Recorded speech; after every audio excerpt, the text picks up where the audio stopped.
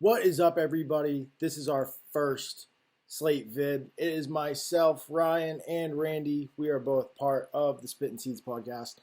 Randy, how are you doing today? Man, it's a great day to be alive. Beautiful Friday. Oh, absolutely love Let's the vibes. Hey, absolutely. let's get right into it. It is Friday, June 17th, and we have a full slate of ball games. Got a couple going right now, but we'll be predominantly talking about 6 o'clock games and later. We'll start off with the Tampa Bay Rays and the Baltimore Orioles. Randy, you got any insight for this game? This is a tough one. You got two AL East teams that are. I mean, you can't underestimate the Baltimore Orioles. They always play the Yankee stuff. Depending on who's dealing that night. This isn't a game I want any action on. Understandably, those division games are always tough to predict. And like you said, I actually have a lot of respect for the Orioles bats. Um, they're kind of middle of the road team this year when it comes to the bats this year. But have you watched any of the Baltimore games where actually the home runs in this field have stayed in now that they've backed up that left field wall a little bit? It's kind of pitcher's ballpark now. Yeah. When did this play? Because Mountcastle had two home runs like just yesterday. Was it yesterday or the day before? Mountcastle had two bombs. I know they played Kansas City in Kansas City, and then I Yeah. can just look it up real quick. Oh, they But just played Toronto. They just whooped the yeah, Blue Jays. yeah. Mountcastle had two bombs in the same game. He is absolutely fire right now. That lineup. He's probably the only consistent one in that lineup. I think they can be kind of streaky, but yeah, like I said, I don't want to touch that game. The Rays just coming off a series against the Yankees, right? Yeah, that's a stay away from me. Yeah, absolutely. I will say this: with the with the Tampa Bay Rays going ahead with Shane Baz, he's kind of their top prospect. He's definitely a better pitcher for this organization. His fastball has been hit this year so far, and we didn't see that last year. Um, Still topping up in the mid 90s, 96 on the average so far. So definitely a good pitcher. I actually have them in the first five to at least cover their run line. But like you said, that bat, these Baltimore bats, so unpredictable. Can't blame you from staying away. Next game, we have the Milwaukee Brewers against the Cincinnati Reds. This is getting played in the Great American Small Park. Uh, Current pitchers we have Eric Lauer going against Hunter Green. Both pitchers showing good K numbers, but other than that, this game's pretty much a pick 'em. Do you have any insight on this one, Randy?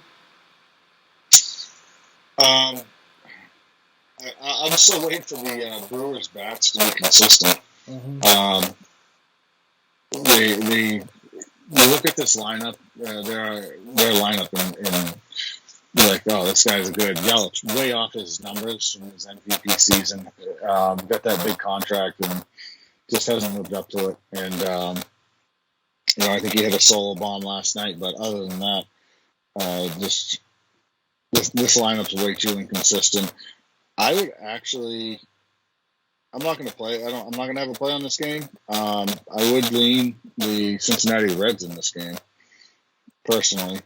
Um, just because I think they can be consistent. They don't have any big names other than Joey Votto, but who hasn't had a great year, but not horrible. His hard hit percentage is 39.8, so making good contact with the ball.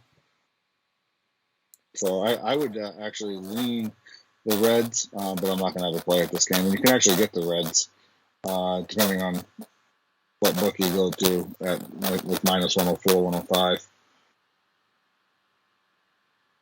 Bovada has it at pick 'em, basically minus 110. either way. But Bet Online has Reds minus 104. And my bookie, if anyone actually uses them, is minus 105. So I would lean Reds, but no play for me. Yeah, no play for me here either. I know Hunter Green has had some really good ball games lately. And the Brewers have been struggling specifically against lefties. I mean, obviously they got Rowdy Tellez and Christian Yelich, those guys that are, predominantly lefties, and they don't really hit lefties too well. The only guys that really stand out that hit lefties well are guys like Hunter Renfroe and Willie Adames.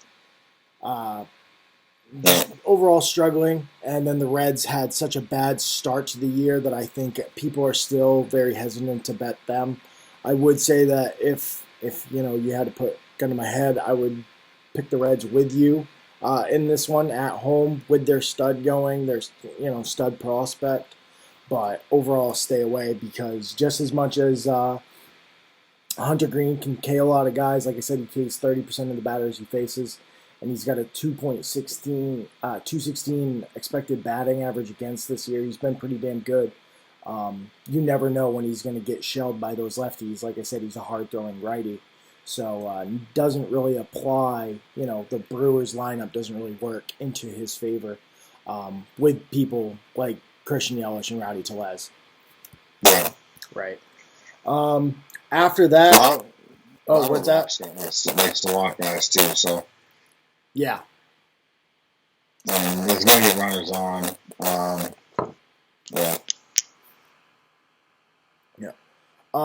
Moving on. Got the Giants going to Pittsburgh. We got Carlos Rondon going against that Pittsburgh lineup. That Pittsburgh lineup is actually one of the worst in baseball. Got an 86 runs created plus, which is 25th worst. Or I should say 5th worst in the league. Randy, you got anything for this one? No, I'm not touching this one. I would lean over 8.5 with the Giants doing the heavy lifting. But as far as the side, I wouldn't touch it. Yep. Looking actually at the weather, whenever we talk about it, there's a lot of showing a lot of games that have some wind blowing hard, specifically Texas and Detroit, but we'll get to that later. Where is it? Wind for that game at Giants at Padres, it's pretty much 10 miles an hour blowing straight out for the Pirates in PNC Park. 80 degrees, looks like good hitting day, so can't really have the weather working against you if you're taking that over. I personally saw there's some value for the Carlos Rondon last night, first 5 run line. I got it at minus 120. Now that's been worked up, so I don't really see any value in that anymore.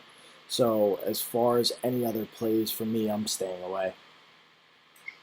Yeah, I mean the Giants lineup is good. They can all hit. They're all good, solid contact hitters. But if there's any play, if anyone plays this, one line would be the way to go. Right. Yeah. You can't lay, more than minus 200 on just a money line favorite. I will never do it. Yeah. I know people that would put that on the parlay though. So. Yeah. Yeah, of course. Especially Volk, another guy that will be on this podcast a lot. You'll see him. I guarantee he's got them in a parlay tonight. Moving on to a game that actually has got a lot of, it's going to have a lot of eyes on it tonight. We got the Yankees traveling to Toronto. They're going across the border, yeah. Yep. And the two hottest teams as far as offensive hitting in baseball, pretty much. You look at the last 14 days, the advanced numbers. Let me see. Let me get this refreshed here. I was looking at the lefties for that Brewers take. Last 14 days, we've got Toronto coming in. Yeah, you got Toronto coming in number 1, and the Yankees are actually number 4. But if you look at these guys ISO, they're pretty much right next to each other. We've got Stripling going for the Blue Jays, and I believe it's Jordan Montgomery going for the Yankees. I'll let you take the floor for this one. What do you got? There's obviously a lot of public money coming in on the Yankees. About 75% of the bets or 75% of the money, I'm sorry, are on the Yankees with 58% of the bets, but I'm staying as far away from this game as possible. Okay. I can understand. I can understand that. Only because, I mean, the Yankees, arguably the best team in baseball right now. You can make an argument that it's the Braves. The Blue Jays, you don't know what bat's going to show up, but those guys can just explode as well and absolutely destroy your pitching staff. But they can be ice cold too. So as of late, they've been warming up and playing good, but yeah, nothing I want anything to do with. Yep. Let me ask you this: what do you make of Matt Carpenter showing up for the Yankees? I mean, he's kind of resurrected his career. You know what I make of him is all this time away is he's grown a great mustache. Well, yeah, I mean that's what the Yankees will let you have. He's gonna rock the hell out of it, and he does. He has a great mustache. So you gotta think power of the mustache. He's got a expected slugging right now, second best on the team, only behind Aaron Judge. That just shows how how good he is. But he's got an expected slugging of .693, almost 700 slugging. Yeah, I mean the guy can still swing the lumber, right? Yeah. How they got him back, or I don't know what the circumstances were, but guy's bagging groceries one week, and next week he's plugged into one of the hottest lineups in baseball. Yeah, I think opposing pitchers might learn to pitch him, kind of a little bit more respectively, because I think so far that short right field porch in New York's treated him well. Me personally, I saw this game last night, and I saw the Blue Jays at even, so I went ahead and hit that just for the pure value of it. You got Stripling. He's a pretty damn good pitcher, and he's had good numbers. He limits his walks. He's got a 4% walk rate. His expected WOBA is 308. Hard hit percentage is only 35%, which is decent. Montgomery's a good pitcher here, too. And he walks them less. I mean, these pitchers are honestly kind of pitch to contact guys that are really good at limiting walks. Montgomery's got an under 4%. Stripling's under 5%. Both these guys limit hard contact, but at an even line for the money line at home, I went with the Blue Jays. It's strictly for the value purposes, but I cannot blame you for staying away because you are still taking a bet against the Yankees right now. So let me ask you this. So you have two pitchers that are the K percentage around 20%, right? Yep. And I would say that they're starting probably second or third pitcher on any ball club for the most part. Does this not seem like a great trap game to hit the over? Like, you have two good offenses going at, decent pitching, and you would think it would scream that this is going under, right?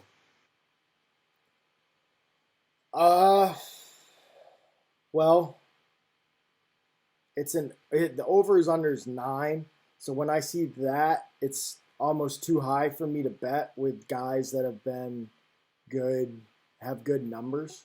I'm also naturally I like unders, but I can't back an under with these two offenses, and I can't really back an over with these two pitchers, even though these two offenses are going.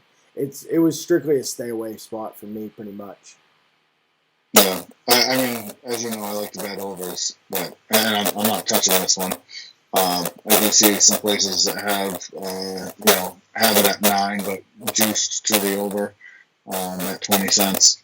Well, for what it's worth, this technically it did move. The total did open up and had times at 9.5, and it went down to 9. So, food for thought. Yeah, I mean, it may be the fact that Toronto just they've been scoring, with the exception of their game against Baltimore. They put up 2 runs last night, and that was it. Yeah, out So of nowhere. maybe they're due for an explosion. You look at what Tampa Bay did to the Yankees offense. Shut them out in the first game of the series, and 3 runs and then 1 run. So, well, to kind of make. Excuse me. Yankees scored 2 runs in the last game, 4 runs in the prior game, and 2 runs in the first game of the series. They shut out the Rays, but still, Rays holding them under 5 runs every game. Only 2 runs in 2 out of the 3 games. Coming off a series against Tampa Bay Rays, and then you go into Toronto. Could be due for an explosion, offensive explosion on both sides of that right there. So, but again, stay away. Well, to be honest with you, I totally to kind of back my Toronto bet here again. The Yankees, Toronto's been the best hitting team in baseball for obvious reasons. They have Bichette, they have Guerrero Jr., they've got Teoscar Hernandez, even though he's having a bad year. They've had really good years. Alejandro Kirk's coming out of nowhere. He's batting cleanup for them now. But the thing about the Yankees, which, you say they're the hottest team in baseball, and it's kind of like they're that team that's just winning no matter what lineup they're putting out right now. The reason why I say it is 1 through 4, the Yankees are the Yankees. It's LeMahieu, Judge, Rizzo, Stanton. 1 through 4, that's probably one of the best 1 through 4 combinations you're going to get in all of baseball. Probably the best. After that, they've got Carpenter, Hicks, Kiner Falefa, Higashioka, and Gallo. Those guys lately, specifically Carpenter with 6 home runs, slugging .964, those guys are making this offense look way better than I think it really is on a long-term scale. Where, 1 through 9, I like Toronto way more than I like the Yankees 1 through 9. Because after 1 through 4 in the Yankees, it gets pretty sad. And I think those guys have been hitting way above their normal selves lately. If that makes sense. Anyways, spent a lot of time on that game. Moving on. We've got another game here. Obviously, a lot of people will be watching it. It's the St. Louis Cardinals going into Fenway against the Boston Red Sox. We got Adam Wainwright going against former Cardinal Michael Wacha. Michael Wacha's having a really good year. Wainwright's always had a great career. He's having another year that's kind of just par for the course for him. What do you feel about these Red Sox and Cardinals tonight? Stay away. I'm not touching this game. Can't blame 10.5, depending where you go. I mean, this is expected to be an absolute slugfest. And then you have the Wacha going against his old team, so you have a whole revenge. I mean, if anything, I lean under in this game, but like I said, I'm not touching it. I think I'm just going to enjoy it. Yeah, I'm with you there. I can see this going either way. Michael Wacha obviously having a really good year, but he could kind of trend back to his old ways. And you could see him getting hit hard there. Adam Wainwright pitching a good game like he always has in his career. And the Cardinals coming away. But then the Red Sox offense, especially at home, can be so dominant that you can see them running away with it too. So I'm right with you. Stay away all around from me. Yeah. Moving on, Texas and Detroit. This is in Detroit. John Gray going against Tarek Skubal. Skubal kind of the bright spot in the Detroit rotation. Really good numbers all year. John Gray, nothing to scoff at either. Sorry about the dog. And then sound effects. And then the Detroit has been the worst hitting team in baseball. So stay away from me. I don't know about you. What do you think? Yeah, not touching it. Not touching it. You and I kind of talked about this game a little before it came on, and but yeah. Yeah. I lean Texas in this, but not enough to bet it. And you have the over/under. I lean Texas in the over. I might change my mind, later on. But as of right now, I'm not touching it. Yeah.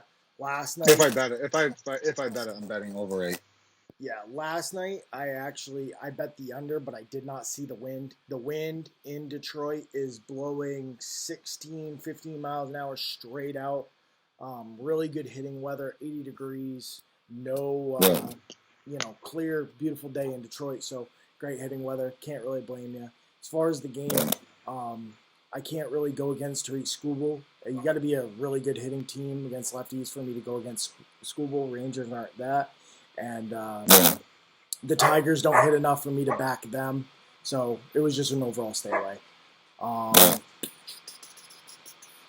Going back, let me find another game here. Miami and the Mets. I'm not actually showing a picture yet from Miami. I don't know if you have that information, but I see Carlos Carrasco going for the Mets. Carrasco is somebody that I've been backing. He lost in his last outing, I believe it was against the Angels.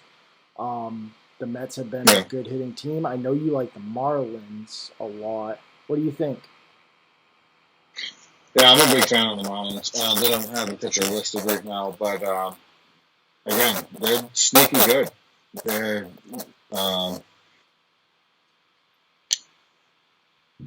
I think this is kind of the tougher of the matchups that they're going to be facing. I think once they get past this, they're going to have a little bit easier remaining schedule, and I think if you're looking at futures, I would look at them to be definitely in the playoffs, but they can make a run for the pennant. I think they're a good pitcher. They have a lot of solid bats, good hitting. I don't think they're highly talked about, to be honest. Yeah, I mean, the only issue for them is they're in the NL East, so they are going to have to catch some really good teams. Yeah. I mean, I think they can definitely do it. Yeah. Until there's a starting... I can see them in the Phillies, Yeah. I don't know. Until there's a starting pitcher for the Marlins, I can't really make a prediction or even a thought on this game. I will keep it in mind when there is somebody announced. And as always on Twitter, Spit and Seeds Pod, we'll be announcing any updates as we go with that game. But overall, stay away until I know everything about that game. Yeah, no bet for me. The over-under set at 8.5. Yeah. And, like I said, without a starting pitcher named, it's you can make a case for it to be under or over, But, totally understand, yeah. Next game, moving right along, actually. We have the White Sox traveling to Houston to play the Astros. This is actually a decent little matchup if you think of what these teams were expected to be at home.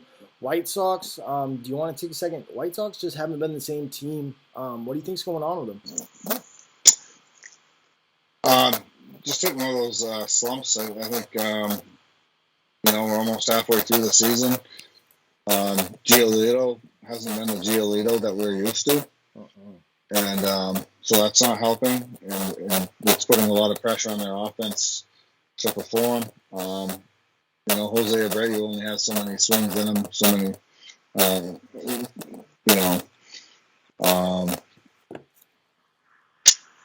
he's not going to carry the team.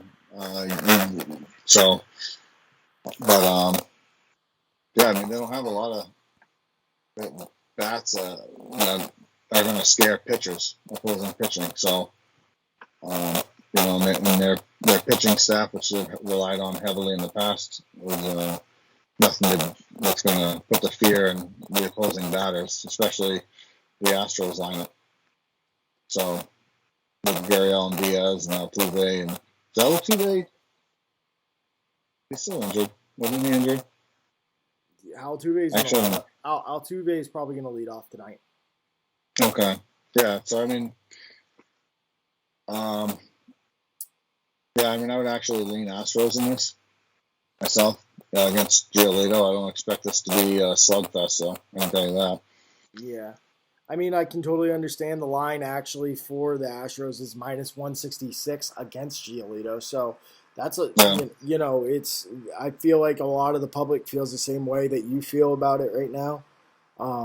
White Sox just, they can't get healthy. I think Jimenez is missed, even though Jimenez, he added pop. Um, and then, Anderson's kind of that glue guy, especially as a leadoff guy. Missing him hurts. But Yeah. like you kind of said earlier, Giolito's not been the same. He's got a good strikeout number. He strikes out 30% of the batters he faces, but walks 10%. Got an expected slugging of 488, hard hit rate of 45.6. He's just been getting hit hard. And I think this Astros lineup is a team that hits people hard. On the other side, Framber Valdez doing really good, not necessarily in the K rate, but limiting hard hits. Expected slugging is a 3.24, which is really good in the league this year. However, I saw this last night. I saw this over, and it was at 7.5. And I thought with the Giolito, Chicago White Sox, Houston Astros offense in Houston, down in Texas, now they will have that roof. However, you never know what kind of hitting environment will be provided down there. So I hit the over 7.5. It's now at 8. That's kind of where I saw this, and from there I'm not really touching it, but that's kind of what I had last night. That's all the importance about getting a different line. It makes all the difference. I'll tell you on that. I haven't placed on that, but I'll tell you on that. So I actually like that. Yeah, absolutely. You can get it at Bovada at plus 100 to the over. Yeah, so. At 8. Yeah, honestly, like the difference between 7.5 and 8, I mean, it's just a win or a push. If you hit it at 8, which is fine. I mean, why not? I can see both of these teams competing well and hitting the ball. Either one of those teams, can put up 6 runs any given night. So why don't you just kind of give us that? That's where I'm at. Moving forward, we have the highest total of the night. Obviously, it's at Coors. We have the Padres visiting the Rockies, and we have Mackenzie Gore going against Kyle Freeland. Freeland, kind of as advertised, how he's always been, gets hit hard. Going against Mackenzie Gore, who's had a good year. Padres, top 10 team in the last 14 days as far as all hitting goes. Rockies really struggling in the hitting department in that same scale of 14 days. They're the second worst team, only behind Detroit. So, Randy, you got anything for this game? Yeah, I see a total like that. And what's the total at right now, if you don't mind? It was like 11.5, right? I thought it was 12.5, to be honest with you. Was it 12? Yeah, 12.5. Yeah. No, so I mean, it opened at 11. Sorry, so last I checked it was at 11.5. Now it's at 12.5. Get some juice. We're getting some juice to the over in a lot of places at 20 cents. I wouldn't touch the total. If anything, I would look at run line here for the Padres. Yep. But we can get that some places still minus 110, minus 105 at Bet Online. Yep. Depending on where you look, so definitely shop around a little bit. But I would take run line, and that's my lean. No play right now. Yeah, I can't blame you at all for that run line there. Mackenzie Gore's definitely got the advantage over Freeland, and the Padres and Rockies difference in hitting. Like I said, Padres top 10. Rockies are literally the only team worse than the Rockies in hitting is the Tigers, which that's not hard to do. So I can understand that. Rockies also one of the worst bullpens, whereas the Padres have top 5, I believe. I believe they're 5th. No, 7th. Yeah. Whatever. Top 10 bullpen, where the Rockies are the 3rd worst. So, work that. in as well to get a kind of a squeeze an extra run out of there. As far as your total, like I said, it was way too high. I can understand it. Yeah, 12.5. I mean, what are they expecting? Like The wind's blowing 15 straight nothing. out in Coors, so I'm sure the public's hit it hard. That it's probably a lot wind and weather related. Great hitting weather there.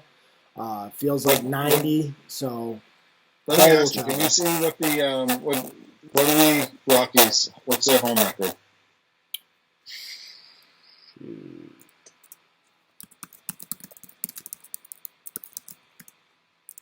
That's a Google search. I mean, they're good at home. The Rockies, the Rockies at home are 16-19, where away they're 11-18. I just, I think you put both teams in Coors at the same, it's going to have the same effects for both offenses. Yeah. And these offenses are in two different places right now, which is why I can back you on that first five, that run line, full game run line. But when it comes to the over-under at 12.5, even though the weather's blowing out, you're going to want both teams to participate in getting a lot of runs. Definitely can do that, but where I'm seeing the Rockies the last 14 days, WRC plus or WRC of 39 that's second worst. Striking out 22% of the time, only walking 6. They're just not a good hitting team, and I don't think they can help out as much working towards that total. Yeah. The Padres are 37-28 against the spread, which is fifth best. So yeah, that works in their favor. I would, yeah, I'll probably have a play on that. Yeah, I got you. I mean, you'd be up 8.4 units if you bet Padres against the spread right now. So. Whew. Sorry. I was looking at something else, and I just saw something in the next game. But whereas the Rockies are 31-33, which is 18th worst against the spread, that would be down 5 units. So just something to keep that in mind. Not a good team overall, honestly. Especially pitching. Moving on. Got 4 games left, getting into the later games. I don't have much on this game right now. Would need to see some lineups and stuff, but the pitching matchup, very, lopsided in my opinion. Yeah, okay, so that makes sense. It's the Royals against the Athletics. You've got Daniel Lynch, who's not been a very good pitcher, doesn't have good numbers going against Frankie Montas for the Athletics. Montas does have good numbers, but the money line for the Athletics is minus 145. So, too rich for my blood against the Athletics. Obviously, I'm not going to bother with a first 5 with their offense, and I'm not really into betting run lines on teams at home for a full game. So overall, stay away from me. If anything, I could see you maybe if you really need to bet this game, go with Oakland on the first 5 run line. You're laying half a run, but you are getting plus 100 odds. So, you could make the case that Frankie Montas should be able to handle the Kansas City Bats, and Daniel Lynch maybe gives up 1 or 2 runs. I don't know to who in this offense. Oakland's kind of random as far as who they're going to get their offense from. But overall, I'm just going to stay away. Yeah, I agree. Sorry for me. Cool. Moving on. I mean, it's just 2 shitty teams, to be honest. It really is. So, I mean, why bother? There's so many other games online or on time. Why bother? Moving forward, going Twins and Diamondbacks. Twins traveling to Arizona. You got Madison Bumgarner going for the Diamondbacks, going against Evan Smelter. Pitching matchups, pretty much 2 guys that have been getting hit. Randy, what do you think? You got anything for this game? Over-runners at 9. With those Bumgarner dealing, I'm guessing they're hoping that Arizona is going to carry the most of the weight on that and provide some run support for Bumgarner. But I actually like the over in this game. I think it goes over 9. Yeah. I can understand you definitely liking that over, especially with the Twins. You know, the Twins have some bats that they kind of went quiet against Seattle, but that was also in Seattle. That ballpark's predominantly a pitcher's ballpark. Not a lot of runs scored there. But we did see the Twins last week play home run derby with Garrett Cole. So you got to think with Madison Bumgarner in there, this is kind of like putting a baby in front of a lion. But for what it's worth, the dome will be closed in Arizona. I wish I could always get that Arizona heat. It is expected to feel like 105 there. So I'm sure the ball will be traveling well. However, they will be having it closed for what it's worth. Overall, stay away from me. But I can understand where you're saying the over for sure. Yeah, I just the Twins have good hitters. Their expected batting averages are, you got Correa at 204, Max Kepler 309, slugging percentages, above 500. Their expected slugging percentage. I mean, these guys can hit the ball. Damn, yeah, Ewing and Ryan. They have 1, 2, 3. They got 7 guys with expected slugging over 500. Yeah. So, have we seen regression in Madison Bumgarner's numbers? I think so. He's not striking people out. He was walking people. People aren't afraid of him. He hasn't been as dominant in the past as he was in the past, I should say. I think this is a Twins lineup that can get to him. Just looking the Twins against lefties to kind of back your case here. I expect them to be decent. No, actually, they're pretty middle of the road against lefties, but I don't think that I'm gonna really put too much weight into a middle of the road against lefties team because like you said, with all this slugging against the pitch to contact lefty in Madison Bumgarner, who we've seen. He's not getting people to whiff a lot. He's in the second worst percentile there. Bottom 20 in K rate, hard hit percentage. This guy is a guy that's been getting hit more harder this year. He's relying on location more than ever. I can totally understand your backing on that. I like the money line on this too. It's only you get it $1.20 in a lot of places. So I got the Twins money line last night just because I'm kind of in the same thinking of you. I wouldn't necessarily minus 130 is kind of where you got to think of your value being, where else do I go from here? Also, the first 5 with your Smeltzer is, minus 130 with Smeltzer on the bump is tough. You're pretty much putting your eggs in that Madison Bumgarner getting hit basket, but I think that's something that can definitely happen tonight. Moving on to the last 2 games, just trying to wrap it up. We're almost at 40 minutes in the vid. We got Guardians against the Dodgers. This was like a minus 300 money line at one point. I can understand it's Kershaw night at home. Kershaw's elite. Plesac's not really. Are you looking at throwing a run line or a first 5? Because honestly, let's just throw out the money line play. Yeah, I'm not touching this game. Yeah, me neither. We'll just move right on. Angels against Mariners. Obviously, we've got Robbie Ray going for the Mariners. Robbie Ray trying to kind of get going for the Mariners after he had such a good year last year. Kind of middle of the road, got expected slugging. That's not very good.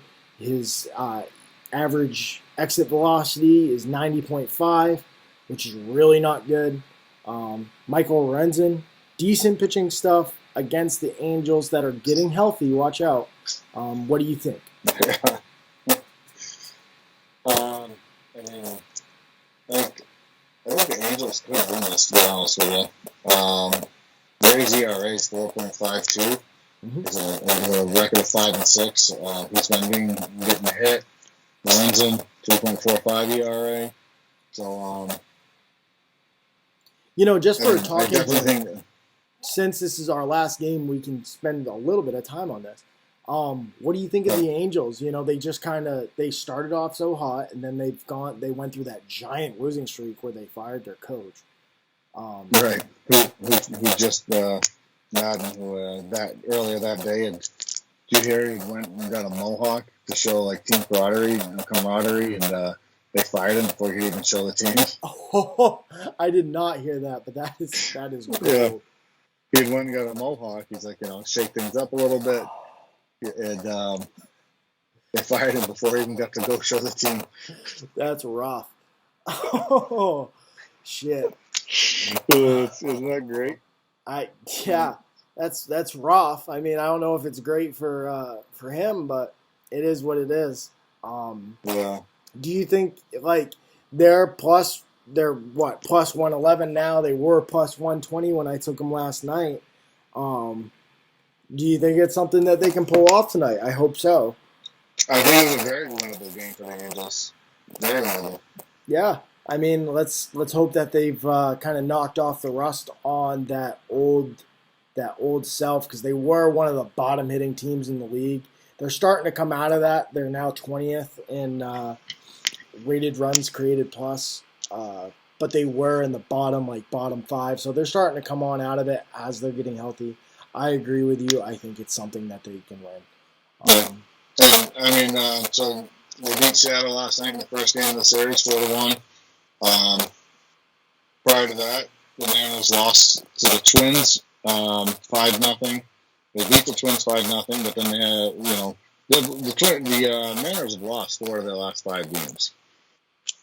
I mean, they're not playing good baseball. Angels could be catching it at just the right time. I think it's good value if you can get plus 110 or better.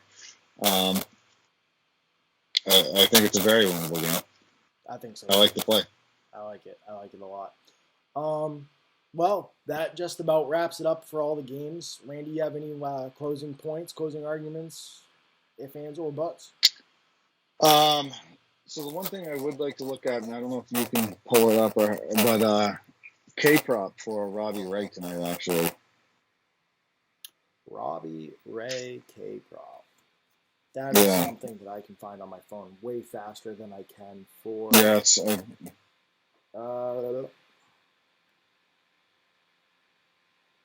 Here it is. Robbie Ray K-prop. It's sitting at over under 6.5 for the most part.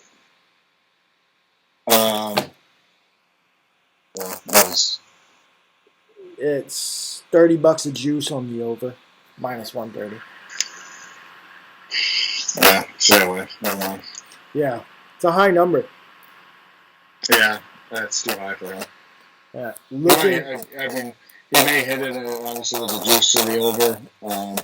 They're going to have you pay to see, but especially against this Angels lineup, very low. Could hit it, but that's too high for me, especially with the juice. Yeah. Angels do K 5th most, 24%. However, looking at Robbie Ray's number, 66th percentile in K, 84th percentile in whiff rate, so he does get a lot of whiffs. Let's see here. Yeah, I mean, do I think he can strike out 7? I do. Am I willing to pay, minus 130 juice to see? He hasn't struck out more than 7 in the month of June. In May, he struck out 10 against the Athletics. Throw that out. 8 against the Sox. That's pretty good. 9 against the Mets. That's pretty good. 10 against the Phillies. They strike out a lot, but it's still pretty good. I mean, he's done it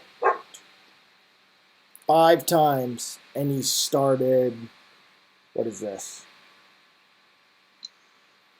13 games. So he hasn't. Yeah.